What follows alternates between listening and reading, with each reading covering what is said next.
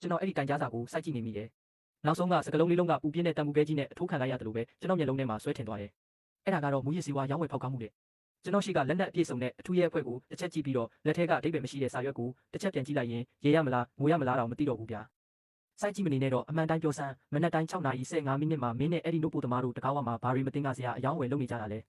ဘာတွေလဲပြောစမ်းကျွန်တော်လည်းတက်ပြင်းတစ်ချက်ချပြီးအရာရှိမင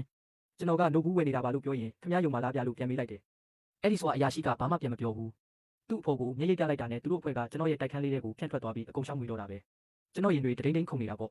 ကိုကဘာမှအပြစ်မလုပ်ထားပေမဲ့မူရရစာတယောက်လိုအဆက်ဆံခံရတာကတကယ်ကိုရင်နာဖို့ကောင်းတာဗျသူတို့ရေခဲတက်တာကိုဆွဲဖွင့်နေတောက်လက်ဆနို့ဘူးကိုထုတ်တယ်နောက်ဆုံးကျွန်တော်ရဲ့နို့တက်တာကိုပါတစားစီဖြုတ်ပြီးအကြောင်းလေးတွေကြားတဲ့အထိအကုန်လိုက်စစ်တော့တာပဲအဖွားဝန်ကကျွန်တော်တို့ကိုသတင်းပေးတာမင်းကအရင်ကကြိုတင်ငွေပေးစနစ်သုံးနေပြီးတော့အခုနောက်ပိုင်းကျမှနေတိုင်းလက်ငင်းငွေချစ်စနစ်ကိုပြောင်းလိုက်တယ်ပြီးတော့အယောင်းဝယ်လုပ်တဲ့အချိန်ကစက္ကန့်30ပဲကြာတယ်ဆိုတာဘာကြောင့်လဲတဲ့အဲ့ဒါကကျွန်တော်တို့တွေခိုးခံနေရလို့ဗျအဲ့ဒါကြောင့်အိမ်ရောက်မှပတ်စံပေးတဲ့စနစ်ကိုပြောင်းလိုက်တာဒါပေမဲ့ရဲရရှိကတော့ကျွန်တော်စကားကိုလုံးဝမယုံဘူးသူကကျွန်တော်ရှိတင်စစ်ဆေးတဲ့စာရွက်လေးကိုထုတ်ပြီးနို့ဘူးလေးကိုနှက်လိုက်တယ်တခန်းလုံးတိတ်ဆိတ်သွားလိုက်တာနေရန်ကနာရီတန်တ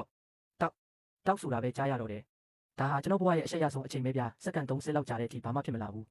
းစာရွက်လေးကအယောင်မပြောင်းဘူးဘာမှုရစေးမှမရှိဘူးဆိုတာသိချသွားတာပေါ့အရာရှိကစာရွက်ကိုကြည့်ပြီးမျက်မှောင်ကျုပ်သွားတယ်ပြီးတော့သူ့အဖွဲ့ကိုရက်လိုက်တော့လို့အမိန့်ပေးလိုက်တယ်အဲ့ဒီနောက်ရဲအရာရှိကကျွန်တော်ဖုန်းကိုစစ်ဆေးပါတယ်ငွေလွှဲမှတ်တမ်းတွေနို့ပို့သမားစောင်းနိုင်ကန်းနဲ့ဖုန်းပြောထားတဲ့မှတ်တမ်းတွေအားလုံးကိုအသေးစိတ်ကြည့်တာပေါ့အားလုံးကရှင်းနေတာပဲဗျငွေမြောက်များလွှဲထားတာမျိုးလည်းမရှိဘူးနေတိုင်းနို့ပို့အတွက်ပေးထားတဲ့နည်းနည်းပါးပါးပဲရှိတယ်ရဲတွေကကျွန်တော်ရဲ့ဖုန်းမှတ်တမ်းငွေပေးချေမှုမှတ်တမ်းနဲ့နို့ပို့တဲ့လူနဲ့ပြောထားသမျှအကုန်ဆွဲထုတ်ပြီးစစ်လိုက်တော့ဘာမှမတင်ကားစရာမတွေ့တော့ဘူးအားလုံးကရှင်းနေတာပဲဒါဆိုသူကဘာလို့မင်းကိုနို့ဘူးတဲ့အမုံဖြူတွေထည့်နေတာမြင်တယ်လို့ပြောတာလေတဲ့အဲ့ဒါကကလေးနို့မုံပါဗျာကျွန်တော်ကလက်ဆက်တဲ့နို့ကကျဲတဲ့ထင်လို့ပိုပစ်သွားအောင်နို့မုံတစ်စုံလောက်ခတ်ထည့်တတ်တာပါလို့ကျွန်တော်ရှင်းပြလိုက်တယ်အဖွဲ့ခေါင်းဆောင်အရာရှိကသူ့ဖိုင်တွေကိုပိတ်လိုက်တယ်သူ့ရဲ့အေးဆက်လာတဲ့မျက်နှာပေးကလည်းနည်းနည်းလေးပျော့ပြောင်းသွားပြီသူကျွန်တော်ကိုကြည့်လိုက်တဲ့အကြည့်ထဲမှာပထမဆုံးအကြိမ်ဖြစ်ကိုချင်းစာတဲ့အရေးရောင်လေးတွေ့လိုက်ရတယ်ကောင်းပြီလေဒါကနားလည်မှုလွဲတာပဲဖြစ်ပုံရပါတယ်ဒါပေမဲ့ကျွန်တော်တို့စီရောက်လာတဲ့သတင်းပေးချက်ကတော်တော်လေးအသေးစိတ်နေတော့လှုပ်ထုံးလုံးနေတိုင်းစစ်ဆေးရတာပါတ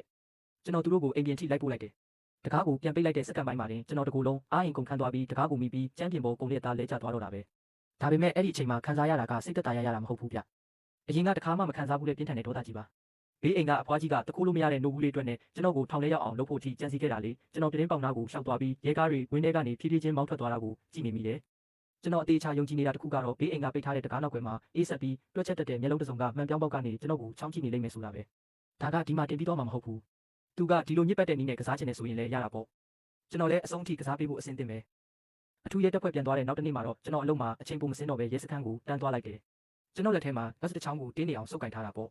အဲ့ဒီထဲမှာလွန်ခဲ့တဲ့နှစ်ပတ်လုံးအဖွားဝန်လုခိုးနေတဲ့ဗီဒီယိုမှတ်တမ်းတွေအကုန်လုံးထည့်ထားတာကျွန်တော်ကလူတယောက်ဒုက္ခရောက်နေချိန်မှာထက်ဆင့်ပြီးနှိမ့်ဆက်ချင်တဲ့စိတ်မျိုးမရှိပါဘူးဒါပေမဲ့သူလုပ်ခဲ့တဲ့အလုပ်ကျွန်တော်ကိုမဟုတ်မမှန်တိုင်ကြားခဲ့တဲ့အလုပ်ကတော့လိုင်းကျော်သွားပြီဗျတကယ်လို့သာရဲတွေကတေချာမစစ်ဆေးခဲ့ဘူးဆိုရင်အခုချိန်မှာကျွန်တော်ဟာစစ်ဆေးရေးအခန်းထဲမှာထိုင်ပြီးဟိုနှုတ်မုံတစုံကဘဲကလာတယ်လဲဆိုတာကိုချွေးပြအောင်ရှင်းပြနေရတော့ပြီစစ်ဆက်ညီနိုင်ရဲ့အခန်းထဲမှာရဲရရှိကအဖွားဝန်ကိုခေါ်လိုက်တယ်သူကတော့အရင်တိုင်းပန်းပွင့်ပုံအိယာဝင်အင်ဂျီကြီးနဲ့ပဲဒါပေမဲ့အရင်ကလိုယုံကြည်မှုအပြည့်ရှိနေတဲ့ပုံစံမျိုးမဟုတ်တော့ဘူးမျက်လုံးတွေကဟိုကြည့်တီကြီးနဲ့ကနာမငြိမ်ဖြစ်နေတယ်လို့လက်တွေကလည်းသူ့အင်ဂျီအနာသက်ကိုမတိမတာဆွဲလိမ့်နေတာပေါ့စစ်ဆက်ညီနိုင်ရဲ့မှုကအဖွားဝန်ကိုအထဲခေါ်လိုက်တယ်သူကတော့အရင်တိုင်းပန်းပွင့်ပုံအိယာဝင်အင်ဂျီကြီးနဲ့ပဲဒါပေမဲ့အမြဲတမ်းရှိနေတတ်တဲ့တည်ငြိမ်မှုတွေကတော့အကုန်ပျောက်ဆုံးနေပြီးသူ့မျက်လုံးတွေကဟိုကြည့်တီကြီးနဲ့ကနာမငြိမ်ဖြစ်နေတယ်လို့လက်တွေကလည်းအင်ဂျီအနာသက်ကိုမတိမတာဆွဲလိမ့်နေတာပေါ့အဖွားဝန်မစ္စတာရှင်ကအဖွားကိုသူ့ပစ္စည်းတွေအချိန်ချင်းခိုးယူတယ်ပြီးတော့သူ့အပေါ်မဟုတ်မမှန်သတင်းမှားတွေဖြန့်နေဆိုပြီးတိုင်ထားပါတယ်ဒီဗီဒီယိုတွေကိုတစ်ချက်ကြည့်လိုက်ပါဦးရဲအရာရှိကလက်တော်ကိုဖွင့်ပြလိုက်တဲ့အခါစကရင်ပေါ်မှာအဖွားဝန်တယောက်မတ်စတက်ပြီးစင်ကြံလန်ထဲမှာခိုးကြောင်ခိုးဝက်နဲ့နို့တက်တာကိုနှိုက်နေတဲ့ပုံရိပ်တွေကအရှင်းသားပေါ်လာတော့တာပဲဒါတင်မကသေးဘူးသူကင်မရာကိုရှောင်ဖို့အတွက်ကျမ်းပြင်ပေါ်မှာသူ့ရှူတယောက်လိုကပ်ပြီးသွားနေတဲ့ပုံစံတွေကလည်းအထင်သားပဲပြကြည့်ရတာတကယ်ကိုရေးစရာကြီးပါအဖွားဝန်ကအဲ့ဒီဗီဒီယိုတွေကိုကြည့်ပြီးမျက်နှာကရှက်လွန်းလို့အယောင်မျိုးစုံပြောင်းနေတာပေါ့အဲ့ဒီနောက်မှာတော့ဘလို့ဖြစ်သွားတယ်မသိဘူးသူ့မျက်လုံးတွေကအပေါ်ကိုလန်တက်သွားပြီးထိုင်ကုန်ပေါ်ကနေရှော့ကျသွားတော့တာပဲအာရင်ဘက်ထဲကအောက်လိုက်တာငါကအဲ့ဒီနို့တွေတက်တန်းကုန်တော့မှမို့လို့နှမျောလို့တောက်ပေးတာပါငါကသူ့ကိုကူညီပေးခဲ့တာပါတဲ့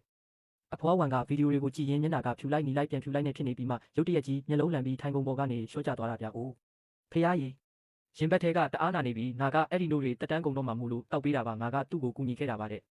့သူ့ရဲ့ဒီလိုဟန်ဆောင်ကွက်မျိုးကဘသူ့ကိုမှမလှည့်စားနိုင်ပါဘူးအထူးသဖြင့်ရဲကိုပေါ့အရာရှိကစပွဲကိုလက်နဲ့ဝုန်းခနဲ့ရိုက်လိုက်ပြီးအတန်ကိုခက်တီတီနဲ့ပြောလိုက်တော့တယ်အဖွားကမနက်9 နာရီကြီးမှမန်တက်ကင်မရာမမြင်တဲ့နေရာကနေဝေပြီးသွားပြီးတော့သူများကိုကူညီပေးခဲ့တယ်လို့ပြောနေတာလားအဖွားဝန်ဒါဟာခိုးမှုကျူးလွန်တာပဲခိုးတဲ့ပမာဏကနဲချင်နေမယ်ဒါပေမဲ့အဖွားလုပ်တဲ့လုပ်ရက်ကတော်တော်လေးဆိုးရပါတယ်သူ့ရဲ့တေချင်အောင်ဆောင်တဲ့အကွက်ကအလုံးမဖြစ်တော့မှအဖွားဝန်ကကျမ်းပြင်ပေါ်ကိုပုံလဲကျသွားပြီးကလေးတယောက်လိုတောင်းကျမ်းပါတော့တယ်ပေါင်ကိုတဖုံဖုံထုပြီးတစ်စခန်းလုံးကြားရအောင်အတန်ကုန်ဟစ်အော်ငိုယိုတော့တာပဲအပြင်ကလူတွေတောင်လှမ်းကြည့်ကုန်ကြတယ်နင်တို့ကလူကြီးသူမကိုနှိပ်စက်နေကြတာပဲ လူကြီးကိုယိုသေးကြဆမ်းပါဦးနို့တပူးတဲ့အတွက်နဲ့အဖွားကိုတယောက်ကိုတကယ်ပဲထောင်ထဲထည့်ကြတော့မှလားတဲ့ကျွန်တော်သူ့တစ်ဖက်မှာထိုင်ပြီးသူကပြနေတဲ့ပြဆက်တစ်ခုလုံးကိုထိုင်ကြည့်နေမိတယ်အမှန်တိုင်းပြောရရင်ကျွန်တော်ဒေါသတောင်မထွက်တော့ပါဘူးရွှေရှာဆက်ဆုပ်တဲ့စိတ်ပဲရှိတော့တာနင်တို့ကလူကြီးသူမကိုနှိပ်စက်နေကြတာပဲလူကြီးကိုယိုသေးကြဆမ်းပါဦးနို့တပူးတဲ့အတွက်နဲ့အဖွားကိုတယောက်ကိုတကယ်ပဲထောင်ထဲထည့်ကြတော့မှလားတဲ့သူ့ရဲ့ဟန်ဆောင်ငွေယိုမှုတွေကိုကြည့်ရင်ကျွန်တော်အေးဆေးဆေးပဲပြောလိုက်တယ်ကြည့်ပါဦးကျွန်တော်ကအဖွားရဲ့ပတ်စံကိုလည်းမလိုချင်ပါဘူးအဖွားကိုထောင်ထဲလည်းမထည့်ချင်ပါဘူး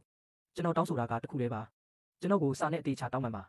ပြီးတော့အားလုံးရဲ့ရှိမှကျွန်တော်မျက်နှာကိုကြည့်ပြီးတောင်းပန်စကားပြောပေးပါလို့အဲ့ဒီမှာတင်ငူနေတာတွေချက်ချင်းရက်သွားတော့တာပဲသူကျွန်တော်ကိုစူးစူးဝါးဝါစိုက်ကြည့်လာတယ်သူ့မျက်လုံးထဲမှာမုန်းတီးမှုတွေအပြည့်ပဲဗျသူအလျှော့ပေးမှာမဟုတ်ဘူးဆိုတာကျွန်တော်သိလိုက်ပြီဒါကစတင်လိုက်တဲ့အကွက်တစ်ခုပဲရှိသေးတာရဲစခန်းကပြန်ရောက်လာပြီးတဲ့နောက်မှာအဖွားဝန်ကငြိမ်သွားတာမျိုးလုံးဝမရှိပါဘူးပူတောင်ဆိုးလာသေးတယ်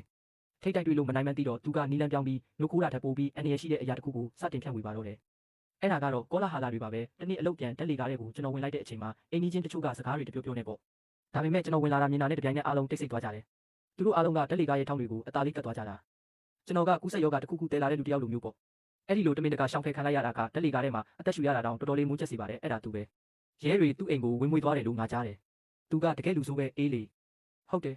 ဘေးအိမ်ကအဖွားဝန်ကပြောတယ်သူကအိမ်ကိုမတင်ကစရာလူတွေခဏခဏခေါ်လာတတ်ပြီးအထဲမှာတရားမဝင်ပစ္စည်းတွေဝတ်ထားတယ်ဆိုပဲကျွန်တော်အဲ့ဒါတွေကိုရန်နာထောင်နေရင်ရင်ထဲမှာအလုံးကြီးတစ်ခုစုနေတယ်လို့ခံစားလိုက်ရတယ်သူကဇလန်းတစ်ခုလုံးကိုပြောင်းပြန်လှန်ပစ်လိုက်တာဗျသူကပဲတရားဥပဒေကိုကာကွယ်ပြီးကျွန်တော်ကိုတိုင်ကြားခဲ့တဲ့သူရဲကောင်းကြီးဖြစ်သွားတာပေါ့ဘာမှမသိတဲ့အိမ်ကြီးချင်းတွေရဲ့အမြင်မှာတော့ကျွန်တော်ဟာအားလုံးရဲ့ကြားမှာပုံအောင်နေတဲ့အန္တရာယ်ရှိတဲ့လူတစ်ယောက်ဖြစ်သွားပြီအောက်ထက်ကကလေးနဲ့အမြဲတွေ့နေကြအမျိုးသမီးဆိုရင်တော့ကျွန်တော်ကိုမြင်တာနဲ့သူ့ကလေးကိုပွေ့ချီပြီးချက်ချင်းဝေးရကိုထွက်သွားတော့တာပဲ